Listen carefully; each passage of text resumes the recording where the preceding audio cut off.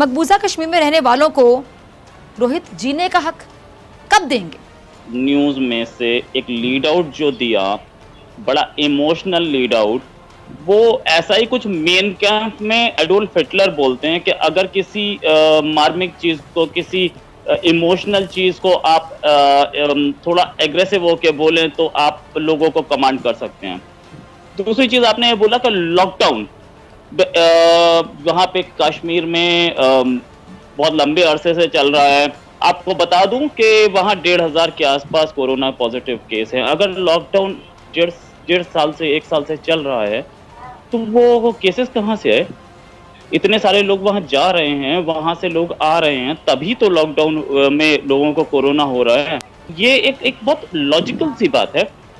अब कोरोना हुआ, वहां पे लोगों को दोबारा लॉकडाउन किया गया, उससे पहले खुल गया था ना, तभी तो लोग वहां गए थे, या वहां के लोग यहाँ आए थे, तभी तो कोरोना उनको हुआ। अदरवाइज कोरोना कश्मीर में ओरिजिनेट नहीं हुआ था, चाइना में ओरिजिनेट हुआ था, वहां से इटली गया, इटली से इंडिया आया। दूसरी चीज डोमिसाइल कानून। जहां तक आप डोमिसाइल की बात कर रहे हैं तो इंडियन टेरिटरी, इंडिया में जो इंडिया के जो एरियाज हैं, इंडिया वहां पे अपना डोमिसाइल लगाता है और लगा सकता है, पूरा राइट है उसको। कश्मीर में जो डोमिसाइल है वो कैसे बनेगा, कब बनेगा, कौन से कानूनों के तहत बनेगा, ये चीज पाकिस्तान तो शायद ना समझाए हमें, क्योंकि हमने भी पाकिस्तान को कभी नहीं बोला इस्लामिक कंट्री आप बने थे, कभी आपको बोला था? आप तो सेक्युलर थे, आप भी तो भूल गए अपने कायदे आजम साहब की वो तकरीर को, जिसमें उन्होंने बोला था कि Pakistan is a secular state and will remain a secular state. तो इंडिया में क्या कानून होगा या पाकिस्तान हमें ना बताए। इंडिया का डोमिसाइल कानून चल रहा है, वो लॉ बन रहा है, और सारे कश्मीरीज को पूरी की पूरी आजादी है इंडिया में। इस समय 10,000 से ज्यादा जो स्टूडेंट्स थे जो कि अक्रॉस इंडिया पढ़ रहे थे कश्मीरीज, उनको बुलाया गया, उनको वापस कश्मीर भेजा गया अभी कोरोना के बाद, और अक्रॉस द वर्ल्ड जितने कश्मीरी स्टूडेंट्स पढ़ रहे थे वो भी वापस आए। ये तो रिकॉर्ड्स पे है, इसको तो आप मानेंगे। तो कौन से लॉकडाउन, कौन सा कर्फ्यू, कौन सा माँ बहनों की इज्जत की बात आप कर रही हैं जब स्टूडेंट्स बाहर पढ़ने जा रहे हैं? I can't understand this. कौन सा? अच्छा जी रोहित, आपका मैंने जवाब सुना। मैं किसी मेहमान को इंटरप्ट नहीं करना चाहती, मैं तमाम मेहमानों का जवाब इसी तरह सुनूंगी ताकि नाजरीन सबका जवाब सुन सके। ब्रिगेडियर हारिस नवाज साहब, मैं आपकी तरफ आती हूँ। मेरे ख्याल से मुझे सवाल पूछने की जरूरत नहीं है, रोहित की बातों का आप जवाब देना चाहेंगे। वो कह रहे कौन सा लॉकडाउन, कौन सा कर्फ्यू, आप जरा समझाएं इनसे पूछें कि कश्मीर में लॉकडाउन सिर्फ कश्मीरियों के लिए है, आपके हिंदुओं के लिए, आपकी पुलिस के लिए, आपके आर्मी के ट्रुप्स के लिए कोई लॉकडाउन नहीं है। ये उन्होंने कोरोना फैलाया है। वो बेचारे तो आपने उनको तो कैद में रखा हुआ है, ना वो कहीं जा सकते हैं, ना कहीं वो बैठ सकते हैं। आपने उनकी जायदादों पे कब्ज़ा कर लिया, उनके बागात ख़त्म कर काट दिए, आपने उनके तमाम कारोबार तबाह कर दिया, जवान बच्चों को पकड़ के आपने आगरा की जेल में ले जाके बंद कर दिया।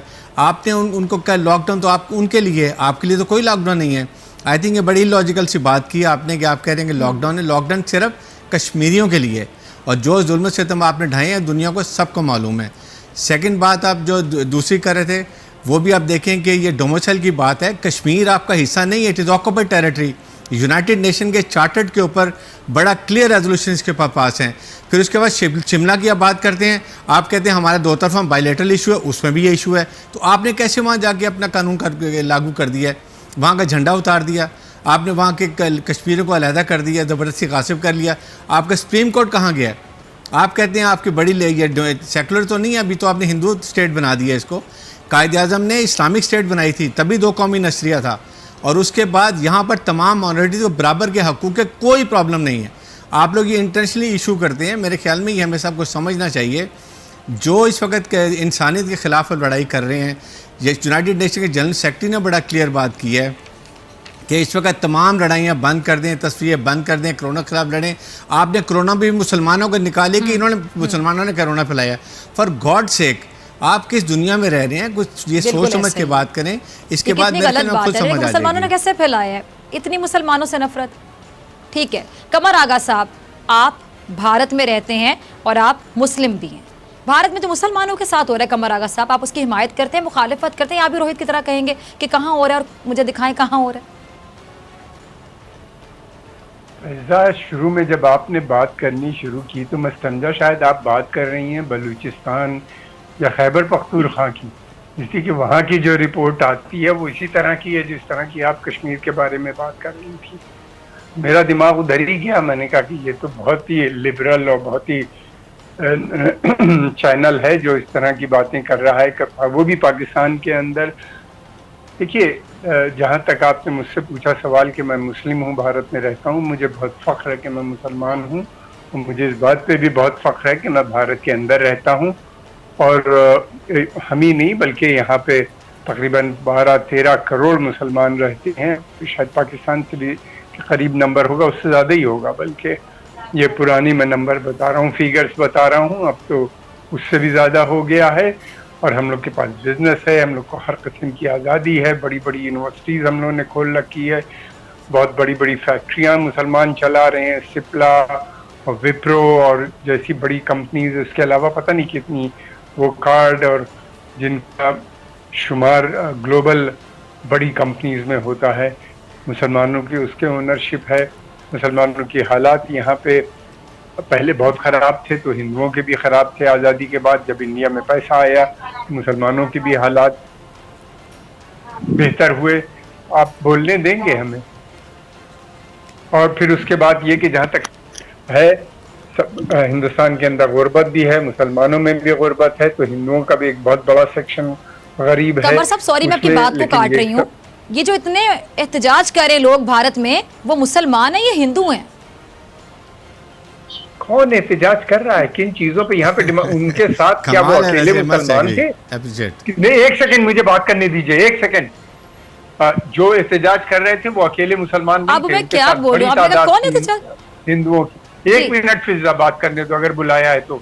उनके साथ एक बड़ी तादाद जी उनके साथ एक बड़ी तादाद की नॉन मुस्लिम्स की, और उनके साथ सब शाना बशाना लड़ाई लड़ रहे थे। हमारी यहाँ डेमोक्रेसी है, रूल ऑफ लॉ है, कॉन्स्टिट्यूशन है, उसके खिलाफ कोई नहीं जा सकता। सुप्रीम कोर्ट है, हाई कोर्ट है और दूसरे अदालतियां हैं जहाँ के ऊपर ये व्हाट आर यू टॉकिंग? जी कमर आगा साहब, कमर आगा साहब आप अपनी बात कंप्लीट कीजिए, और मेहमान अगर कुछ बोलेगा तो मैं उसके लिए रिस्पांसिबल। एक सेकंड, मैं आपकी बात सुन रही हूँ, आप कंटिन्यू कीजिए, मैं आपको इंटरप्ट नहीं कर रही। पहली बात तो ये कि पाकिस्तान ये बातें बंद करे कि वो मुस्लिम कंट्रीज का लीडर है या हिंदुस्तान के मुसलमानों के बारे में सोच रहा है। हमें कोई ज़रूरत नहीं है आपकी मदद की, हमें कोई ज़रूरत नहीं है आपसे किसी किस्म की मदद की। हम लोग यहाँ पे हैं, हमारी जो कुछ है परेशानियाँ हम खुद लड़ना जानते हैं, लड़ते हैं, मिलते हैं, और हम लोग अकेले नहीं लड़ते, हमारे साथ और दूसरी, यानी आप ये मानते हैं कि परेशानियाँ हैं? कि बिल्कुल होती है, किस मुल्क में नहीं है परेशानियाँ? किस मुल्क में नहीं है परेशानियाँ? इकोनॉमिक क्राइसिस है, हमारे यहाँ हम पे भी है, राइट भी होते हैं, झगड़े भी होते हैं, और फिर उसके बाद अदालत में भी जाते हैं, और उसके बाद हमको वहाँ से निजात भी मिलती है, छूट भी मिलती है। ठीक है जी कमर साहब, आपका पॉइंट आगे, मैंने आपको इंटरप्ट नहीं किया, ठीक है। मलिहा, कमर साहब की आपने गुफ्तगू सुनी, ये किस भारत की बात करें? जिस भारत को मैं जानती हूँ, जिसके बारे में हम देखते हैं, पढ़ते हैं, वहां पे तो सब कुछ नहीं होता। ये किस खित्ते में भारत, जरा मुझे बता दें आप। जी बहुत शुक्रिया फिजा। कमर साहब की मजबूरी है दरअसल ये बातें करना, क्योंकि वो जानते हैं कि जितना फैशिस्ट, सर मुझे प्लीज कंप्लीट कर लेने दीजिएगा। मैं तो आपसे एम्पैथाइज करती हूँ पूरी तरह से, क्योंकि मैं महसूस करती हूँ आपका दर्द, आपकी जो एक इनसिक्योरिटी है कि अगर आप इस तरह की बातें ना करें तो वो मोदी जो कि माइनॉरिटीज को, जो कि नॉन मुस्लिम माइनॉरिटीज हैं, उनको भी नहीं रहने देते पीसफुली। अगर इतनी खुश है माइनॉरिटीज तो एहतजाज क्यों कर रहे हैं? ये जो मैडम बोल रही थी, ये जानती नहीं शायद कि ये जवाब किसको दे रही थी, कमर आगा साहब को दे रही थी। अगर मैं कमर आगा साहब का 1/10 भी बन जाऊं ना, तो मैं अपने आप को जिंदगी में सक्सेसफुल समझूंगा। जितनी मेरी एज नहीं है ना, उतना उनका एक्सपीरियंस है, और जो हाइट्स उन्होंने टच की हैं इंडिया में जर्नलिज्म में, वो रेयरली कोई टच कर पाता है। जहाँ तक बात ये है कि इंडिया में उन्होंने बोला कि इंडिया टेररिज्म फैला रहा है, और इंडिया को अमेरिका, वो माइक पॉम्पेओ का नाम लिया, ये प्रेसिडेंट, अमेरिकन प्रेसिडेंट का एक स्टेटमेंट भूल गई क्या, कि जब हाइड्रोक्सीक्लोरोक्विन इंडिया ने भेजी तो उन्होंने क्या बोला था, this help will not be forgotten. और कल ही एक रिपोर्ट आई अमेरिकन कांग्रेस की कि पाकिस्तान पे ट्रस्ट नहीं किया जा सकता, पाकिस्तान अभी हक्कानी नेटवर्क को सपोर्ट कर रहा है। कल की रिपोर्ट है, अगर वो पढ़ लें मैडम तो अच्छा रहेगा। जहां तक बात उन साहब ने बोली कि इंडियन आर्मी ने फैलाया वहां पर कोरोना, क्या बोलते हैं उसे, कश्मीर में, तो ये बात ये एक्सेप्ट कर रहे हैं क्या कि इंडियन आर्मी से सारे कश्मीरी गले मिलते हैं? अगर गले मिलते होंगे, पत्थरबाजी नहीं हो रही है इंडियन आर्मी के साथ, अगर पत्थरबाजी हो रही है तो दूर डिस्टेंस मेंटेन होता होगा। अगर गले मिल रहे हैं तभी तो कोरोना फैलेगा। वैसे भी फैलती है बाय द वे, मतलब पत्थर मारने का जो डिस्टेंस है 20-30 मीटर, इतनी दूर से फैल जाता है। आपको कहां से पता लगा? ये कहां से लाए आप इनपुट्स? आप भी कहीं से भी बोल देते हैं। इंडिया, पूरे रेस्ट ऑफ इंडिया से 10,000 से ज्यादा बच्चे गए हैं कश्मीर। आपने पढ़ी थी ये रिपोर्ट? और ईरान में पढ़ने वाले बच्चे, जो कश्मीरी बच्चे जिनको इंडिया ने पासपोर्ट दिया था, इंडियन पैसे पे गए हुए थे और मलेशिया में पढ़ रहे थे, और वो इंडोनेशिया में पढ़ रहे थे। लड़ क्यों रहे हैं ये बताएं ना? कश्मीरी क्यों चाह रहे हैं कि उनको हक खुदरादियत दिया जाए? इतनी मोहब्बत है उनको आप लोगों से, क्या कह रहे हैं आप? और अगर इतना टूट आएंगे तो उनके अंग अंग में गोलियां कैसे चला लेते हैं आप लोग?